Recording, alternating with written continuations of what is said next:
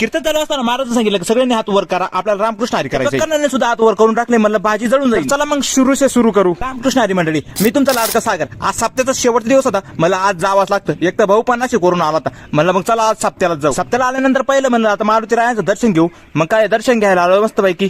मारुती राय फक्त एवढंच मागितलं की माझे जेवढे सबस्क्रायबर फॉलोअर्स आहे ना त्यांचं चांगलं होतील, त्यांच्या पाठीमागे माझं चांगलं होतं. आणि प्रत्येकाने कमेंट मध्ये जय श्रीराम लिहायचं आणि धमाका सोडून टाकायला कमेंट. काही असू द्या, पण सप्त्याच्या कालावधीमध्ये ना वातावरण गावाचं चेंज होतं. सगळे गावकरी मस्त पैकी एकत्र येतात, मग एकदम भारी वातावरण वाटत. या बायांचं वेगळं चालतं, काहीतरी खुसूर फुसूर. बाई माझं असं झालं, बाई माझं तसं झालं, सकोबायचं ठकोबायचं कसं झालं. सप्त्याचा आनंद काहीतरी वेगळाच असतो. आम्ही ज्या वेळेस लहान होतो ना, आम्ही ना त्यावेळेस संध्याकाळी 5लाच जाऊन बसायचो गावामध्ये, खेळत बसायचो. मग सप्ताह सुरू झाला का आमचं आलं वेगळंच वाढायची वेळेस आहे का, आम्ही मीठ नाही तर पत्तर वाढायचो. ना महाराजांनी मस्त पैकी भजन घेतलं. भजनामध्ये महाराजांनी सगळ्यांना हात वरती करायला, साहेब कर्णाने डायरेक्ट हात वर करून दिले. म्हणलं तुम्ही तिकडे ना भातावर लक्ष द्या, नाही तर तुम्ही सगळा भात करपून ठेवायला बसले. मग काय फटाकडे वाजून कीर्तनाला विराम देऊन टाकला. इकडे ना चिल्लर गँगचा ना प्लॅन चालू, कोण काय वाढायला घेणार आणि कोण काय घेणार. सगळी पब्लिक उठली, कीर्तन मोडलं. म्हणलं चला आता आपल्याला जेवायला बसावं लागत कुठतरी. काही बघा इतका सुगंध येत होता, काय विचारूच नका.